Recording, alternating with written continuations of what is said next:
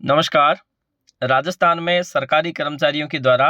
वेतन विसंगति दूर करने की समय समय पर मांग होती रही है और इसी मांग को मद्देनज़र रखते हुए पिछली सरकारों के द्वारा भी समय समय पर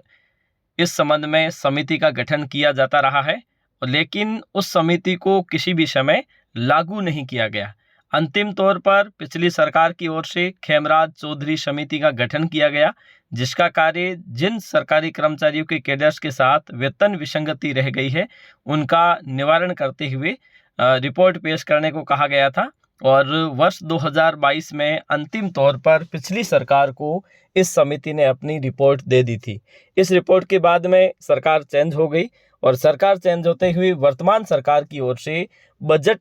भाषण के दौरान या बजट में प्रत्युत्तर के दौरान माननीय मुख्यमंत्री के द्वारा ये घोषणा की गई कि जो खेमराज चौधरी समिति है, उस समिति की सिफारिशों को 1 सितंबर 2024 से हम लागू करेंगे। उस बजट के 8-10 महीने बीतने के बाद में एक बार फिर से राजस्थान सरकार के कैबिनेट की ओर से एक निर्णय लिया गया कि जो घोषणा बजट के दौरान की गई थी, उस घोषणा को हम राजस्थान सरकार के सरकारी कर्मचारियों के लिए खेमराज चौधरी समिति की सिफारिशों को लागू करने जा रहे हैं। और डेट अब भी वही है जो 1 सितंबर 2024 होगी। तो कुल मिलाकर सरकार चाहती तो है कि 1 सितंबर 2024 से वेतन विसंगति का निवारण करते हुए खेमराज चौधरी समिति ने जो सिफारिशें दी है, उस समिति को लागू किया जाए और सरकारी कर्मचारियों के वेतन में जिस प्रकार की विसंगति है उसे दूर किया जाए।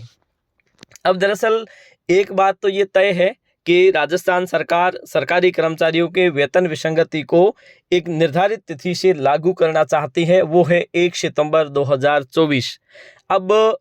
बजट भाषण में भी और कैबिनेट में भी इस बात को स्वीकार किया गया, क्योंकि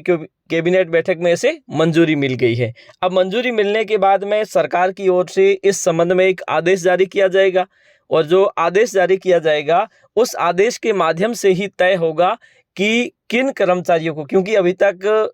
जो समिति है उसकी सिफारिशें सार्वजनिक नहीं की गई है। जब तक समिति की सिफारिशें सार्वजनिक नहीं की जाती है, तब तक ये तय कर पाना मुश्किल है कि कौन से कैडर के कर्मचारियों की वेतन विसंगति को दूर करने की सिफारिशें समिति के द्वारा की गई है।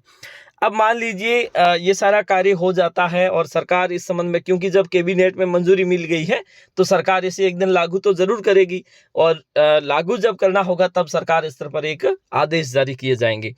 अब 1 सितंबर 2024 से अगर वेतन विसंगति निवारण से संबंधित अगर आदेश जारी होते हैं और इस तिथि से लाभ दिया जाता है, तो ऐसी स्थिति में उन कर्मचारियों को एरियर का भुगतान करना पड़ेगा। क्योंकि अब मान लीजिए 1 महीने या 2 महीने बाद या 2025 में जनवरी में इस बात के आदेश जारी होते हैं, तो 1 सितंबर से जब से ये आदेश आएंगे उस तिथि तक का उन सभी कर्मचारियों को जिनको